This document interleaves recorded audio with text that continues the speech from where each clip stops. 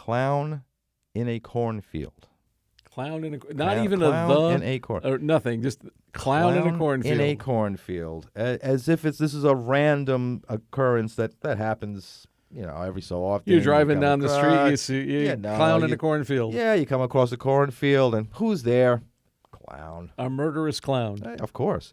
The two connections are, they seem like they're not connections, but for horror fans, especially if you're a Stephen King fan, you know that both clowns and cornfields are terrifying on their own. You got Children of the Corn, those types of things. Just to give you an idea, Texas Chainsaw Massacre, I believe, they're just surrounded by corn, and then the clown, which if you didn't have all of those great clown movies, you would still be afraid of. Killer clowns from outer space, but sure. You would, even without those movies, there is still a great clown phobia that's shared by many, and I. So give me a setup. What does this movie do? Well, basically, it sets up the very basic sort of slasher setup. We come to a small town, and they're new residents, father and daughter, just come from New York.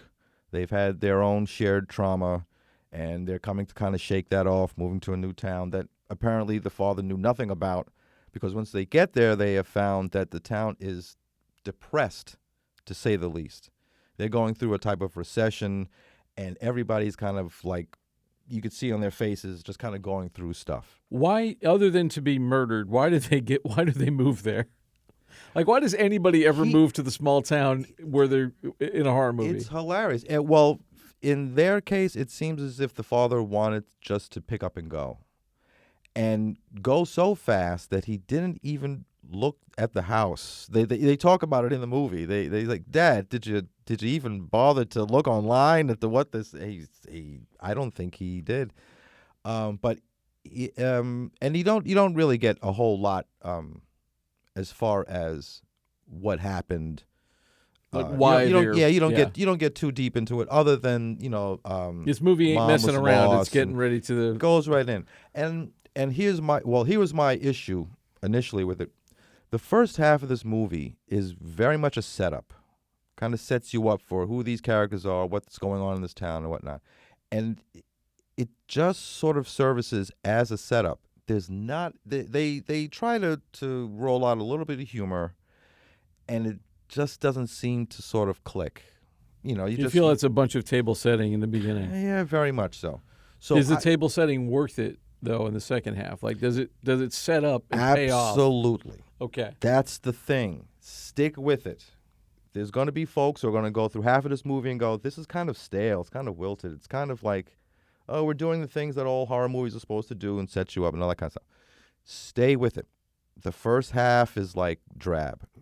The second half, and just to give you a high sign, when the young kids decide they're going to have their rogue party in the barn, they decide these adults, because the adults in town have blamed the teenagers for starting a fire at the big corn syrup factory that served as the town's industry. And at some point, when the corn syrup thing went down and the factory, and then there was a fire, it just sort of wiped out the whole situation.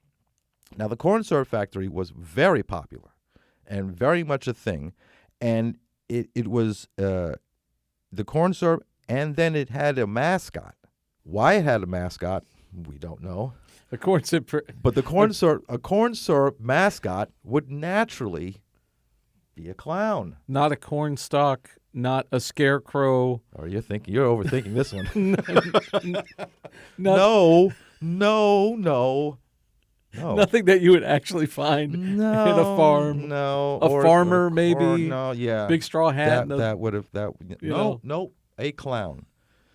A clown. And not just any clown, mind you. Friendo. The clown. All right. So this is a horror comedy, right? This is very much a horror comedy. This movie is not taking itself seriously. It absolutely is not. You shouldn't. But But stick around for the second half because you're going to have some great laughs. In terms of the degree, like, is it a subtle, like, the movie's just winking at you all the whole time, or is it like more full-on Naked Gun parody kind of thing?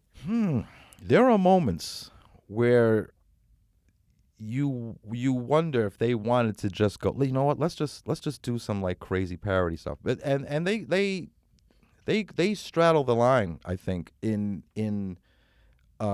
parody, sort of salute. So I mean, there's a lot of new kills, but there are also a lot of very when I say new kills, I mean like the inventive.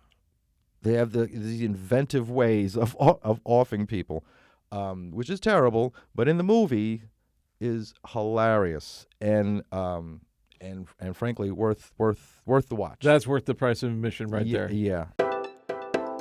This is the BTRP Media Network.